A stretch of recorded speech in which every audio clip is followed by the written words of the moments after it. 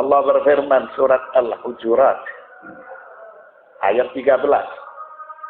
Ya ayyuhan nasu inna khalaqnakum min dzakarin wa untha wa ja'alnakum syu'uban wa qabaila lita'arafu inna akramakum 'indallahi atqakum innallaha 'alimun khabir. Wahai manusia, sesungguhnya kami menciptakan kamu dari seorang laki-laki dan seorang perempuan. Dan menjadikan kamu berbangsa-bangsa serta bersuku-suku supaya kamu saling kenal mengenal. Sesungguhnya orang yang paling mulia di antara kamu di sisi Allah ialah orang yang paling bertakwa di antara kamu.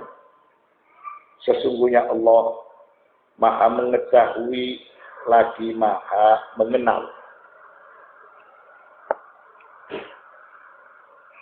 Nah, tentu semua manusia mengetahui bahwa bapak manusia adalah Nabiuna Adam alaihissalam dan ibu mereka adalah Hawa.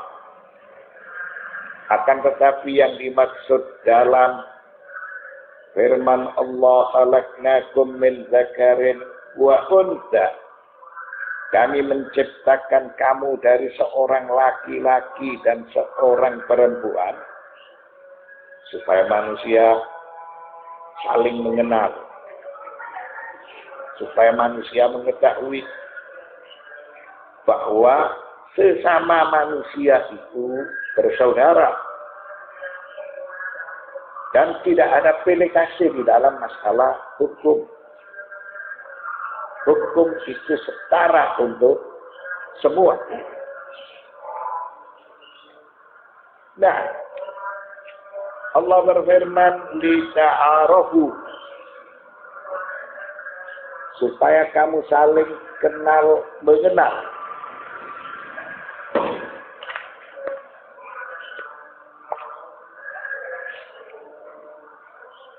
Apa yang dimaksudkan dengan ayat tersebut?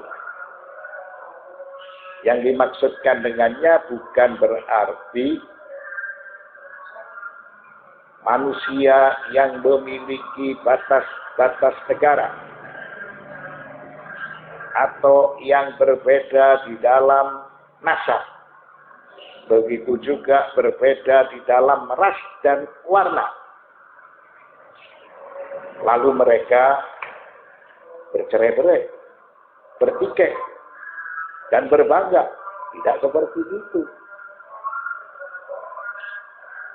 Karena tentunya ayat tersebut tidak menghendaki dengan pemahaman seperti itu.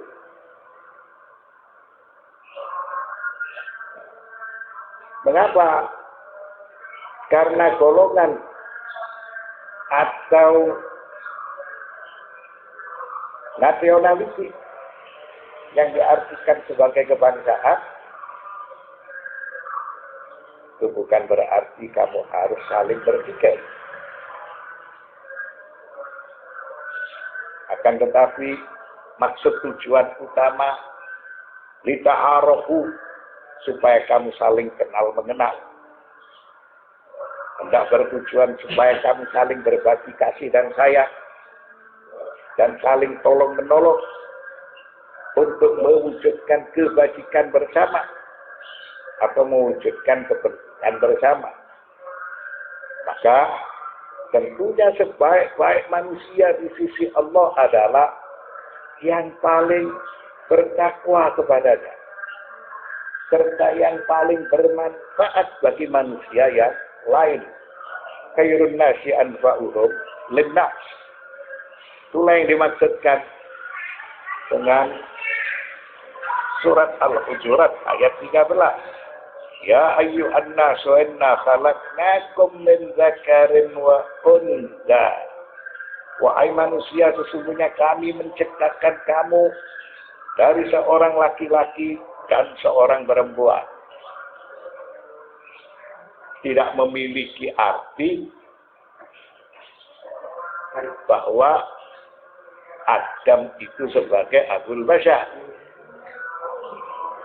Hawa itu sebagai ibu seluruh manusia. Tidak hanya terbatas dengan itu.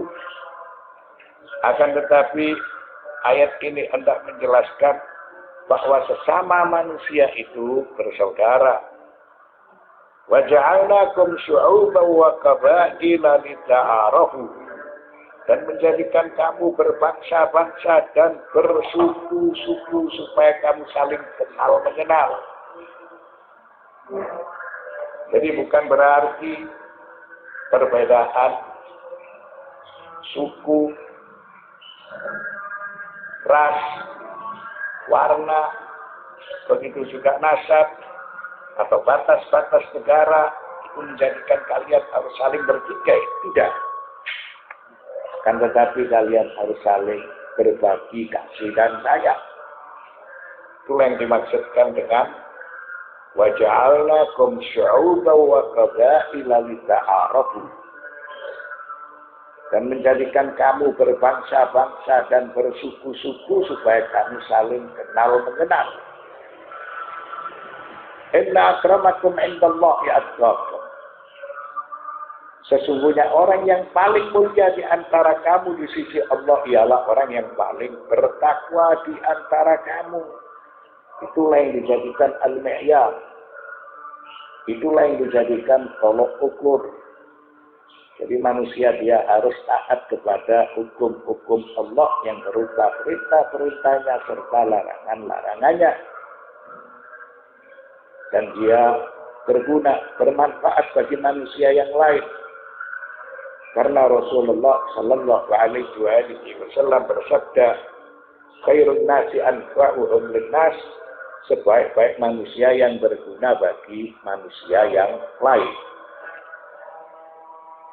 Wa hadhihi al-ayah da'watun minal Qur'anil Karim ila ummatin insaniyah wa alamin wahidin yajma'uhu al-'adlu wal mahabbatu. Wa hadzal 'alam amalus safwati minal mufakkirin wa ilmul muslihin. Ayat tersebut sebagai bentuk ajakan kepada seluruh manusia supaya mereka berada di dalam satu wadah, supaya mereka menegakkan keadilan, dan supaya mereka berbakti di dalam cinta kasih dan sayang kepada sesama manusia. Bukan berarti mereka memiliki perbedaan ras, suku, bahasa, nationality, kemudian mereka berbeda lantas bertikai. Tidak, akan tetapi sebaliknya. Mereka ketika itu harus menegakkan keadilan. Dan mereka harus bisa mewujudkan kepentingan bersama. Mengapa? Karena kehidupan di alam dunia ini merupakan harapan dari semua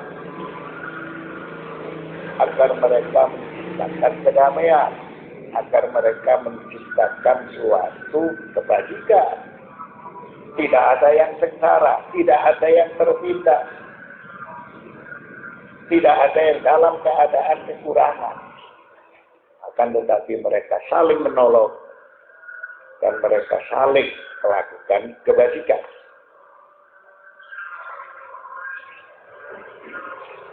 Wa fi yaqinina anna al-i'tirafa bi huquqil insani sayadhillu hibran ala warakin wa mujarradin nazariyatin idza lam tatahaqqaq al-wahdatul insaniyah asy-syamilah allati da'a ilaiha al-Qur'anu mundu aktsara min alfi wa thalathami'ati sanatin. Lalu dalam keyakinan umat manusia atau keyakinan kami itu supaya peduli dengan hak-hak asasi manusia. Hak-hak asasi manusia itu tidak hanya berupa perjanjian di atas kertas. Tidak hanya sebagai retorika saja. Dan apabila manusia gagal untuk mewujudkan persatuan, gagal untuk mewujudkan kepentingan bersama, maka ketika itu manusia tidak akan merasakan suatu kehidupan harmonis. Mengapa? Karena Al-Quran sejak 1400 tahun yang lalu mengajak kepada manusia supaya mereka saling kenal mengenal. Wa ja'alnakum syu'uban wa qabaila lita'arafu, supaya mereka itu saling menjaga, saling kenal, saling berbagi, saling mewujudkan kehidupan bersama, kepentingan bersama. Itulah sebagai harapan manusia itu hidup di alam dunia dengan keragaman kebudayaan mereka, adat mereka, bahasa mereka, bangsa mereka, dan seterusnya. Supaya mereka berbagi, supaya mereka saling mengenal, supaya mereka saling melengkapi.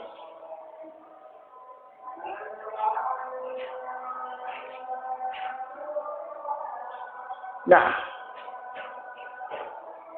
falaqad waqa'atil wilayatul muttahidatu wa ma'aha Israel wasiqata huquqil insan wa ma'a dhalika taktariful awla jarimata ibadatil jinsil bashari fi sya'bi Vietnam wa thaniya fi sya'bi Filistin. Sebagai suatu contoh bahwa Amerika Serikat dan Israel mereka telah membuat perjanjian untuk saling sepakat dan peduli menjaga hak-hak asasi manusia. Akan tetapi faktanya mereka melakukan kejahatan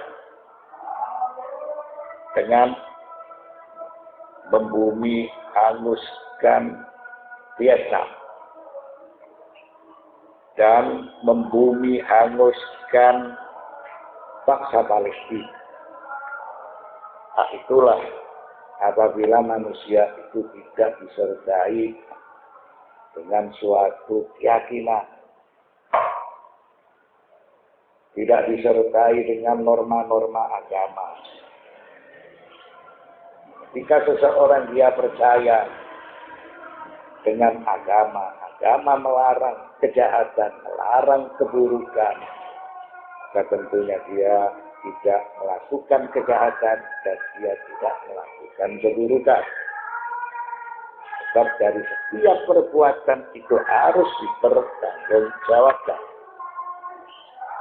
Agama memiliki peran yang besar untuk mewujudkan kedamaian, untuk mewujudkan kehidupan bersama.